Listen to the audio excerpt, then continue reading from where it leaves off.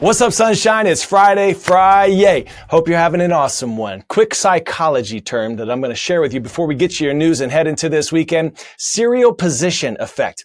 It's a psychological phenomenon describing how people have this tendency to remember the first and last items in a series. They remember those things best. That's why I'm often saying, let's start this week off strong. Let's finish this week strong. We only have 86,400 seconds in a day, so let's tackle this last day of the week with some enthusiasm and finish this week strong. We begin today with health news. There's an outbreak of measles in multiple states in the United States. The outbreak began in a rural county in Texas and has now spread to several hundred cases there. New Mexico, Oklahoma, and Kansas have also confirmed cases of measles. Measles is one of the world's most contagious diseases that is also easily preventable with a vaccine. The viral infection can be serious for small children. Symptoms like coughing, runny nose, sore throat, fever, and skin rash are slow to appear, usually 10 to 14 days after exposure. The measles vaccine was developed in the 1960s and is so effective that measles was declared fully eradicated in the U.S. in 2000. Under normal circumstances, the U.S. Centers for Disease Control, or CDC, recommends one dose of the vaccine between 12 to 15 months of age and another between 4 and 6 years old. It's important to note that measles has not been eradicated in many countries around the world, and outbreaks can happen because of imported cases and low vaccination rates. Local officials in states linked to the measles outbreak are now concerned the measles virus could spread into high traffic areas and vulnerable populations. Because of the contagious nature of the virus and low vaccination rates in some areas of the country, experts expect the outbreak could continue to grow. U.S. Health and Human Services Secretary Robert F. Kennedy Jr. is publicly urging people to get the measles vaccine.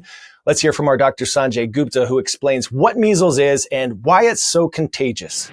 Measles is one of the most contagious diseases on the planet. Now, like the flu or COVID-19, it can be spread through coughing, sneezing, even breathing. But the thing about the measles virus is that it can also linger longer.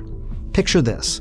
If someone had measles and left the room, 2 hours later, if someone who is unvaccinated walked in, they would have a 90% chance of getting measles. 2 hours later. It's also estimated that a person with measles could infect 9 out of 10 of their close contacts if their contacts are unvaccinated.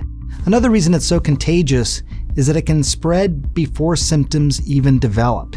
That means you can spread it to others days before you start to get sick, days before those characteristic red spots appear. But the key here is vaccination. And because measles is so contagious, you need a really high level of vaccination. We're talking 95% in the community to help keep it at bay. That's why we see outbreaks occur in pockets of the country where that number has dropped. Now to news out of the Middle East, where Israel has ordered 6 UN schools in East Jerusalem to close within 30 days. The closures will mean roughly 800 students there may not be able to finish the school year. The schools were run by the UN Relief and Works Agency for Palestine refugees, which operates schools for Palestinians in Israeli-occupied areas. Israel has accused a handful of employees of that agency in Gaza of participating in the attack on Israelis on October 7th. Of 2023, a claim the UN denies. Israel's Ministry of Education is now telling parents to register the students in other schools. But with the war in Gaza continuing, the education system for Palestinians in the region is in ruins. At least 70% of the school buildings there in Gaza have taken direct hits from Israeli airstrikes, and nearly a quarter of university campuses have been destroyed. The UN says none of the nearly 800,000 students there have had any formal schooling for more than a year. Many of those schools were located within large areas of land that Israel seized to incorporate into what the military has announced as security zones. Our Jeremy Diamond shows us how the military transformed part of Gazan territory within about a half a mile of the Israeli border into rubble. Inside Gaza, swaths of land closest to the Israeli border have been turned into a wasteland. Nearly every building within about a half a mile of the border fence has been destroyed. And we filmed this footage a year ago, while demolitions were still ongoing. Over time, the Israeli military has razed about 22 square miles of Palestinian land, creating a buffer zone on about 16% of Gaza's territory. It is a no-go zone for Palestinians, some of whom have been killed after setting foot inside the unmarked perimeter. Over the course of the war, this one-time economic hub was flattened. This video, which CNN geolocated, shows the destruction of Gaza's only Coca-Cola factory. But it's not just factories. In the town of Gaza, hundreds of homes were leveled, with a clear zone of destruction spanning about 1 kilometer from the border. Residential buildings, greenhouses, sheds, factories, you name it, it needs to be flat. That's the order, a sergeant major who served in Gaza said. Except for the UNRWA school and that small water facility, the directive was nothing left.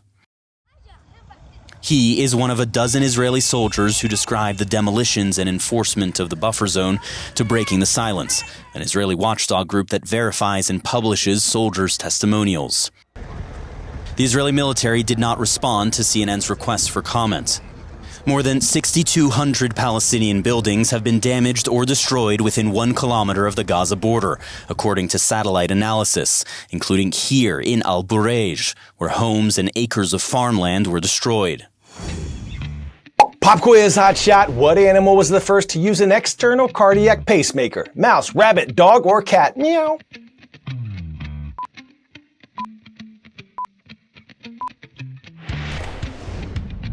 If you said dog, you're doggone right. In 1952, doctors at the University of Toronto successfully paced the heart of a dog using an external electronic pacemaker, a medical device which is implanted in millions of people today, helping to stabilize their heartbeat.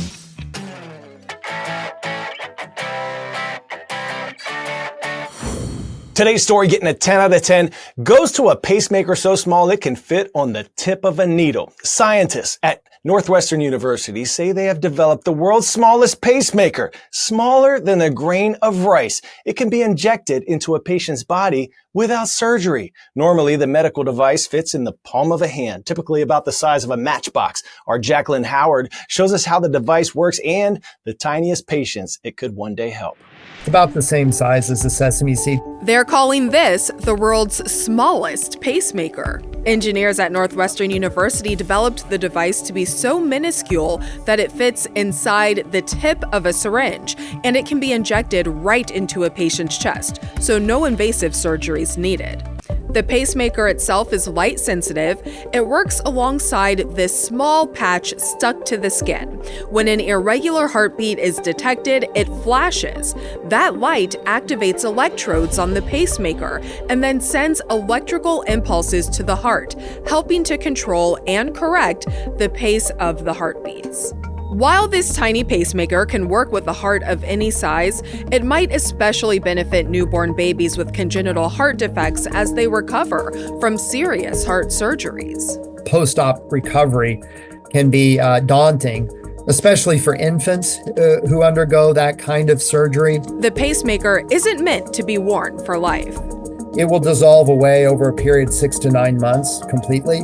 For now, this tiny piece of technology is still an experiment, but one day it could make a big difference for our youngest, tiniest heart patients. All right, everybody, now it's time for the best part of the week. It's shout out time, and we're showing some love to Utterback School in Conrad, Montana. You are utterly awesome. Rise up. Cue that Friday music, Nadir. Remember to go out, make someone smile this weekend. You never know when or how, but you just may be the light someone needs. You are more powerful than you know. And thanks to all of you who have been subscribing to our CNN 10 YouTube channel. We're about to hit 1 million followers. Rise up. I'm Coy Wire. This is CNN 10. It's been a blessing to spend this week with you.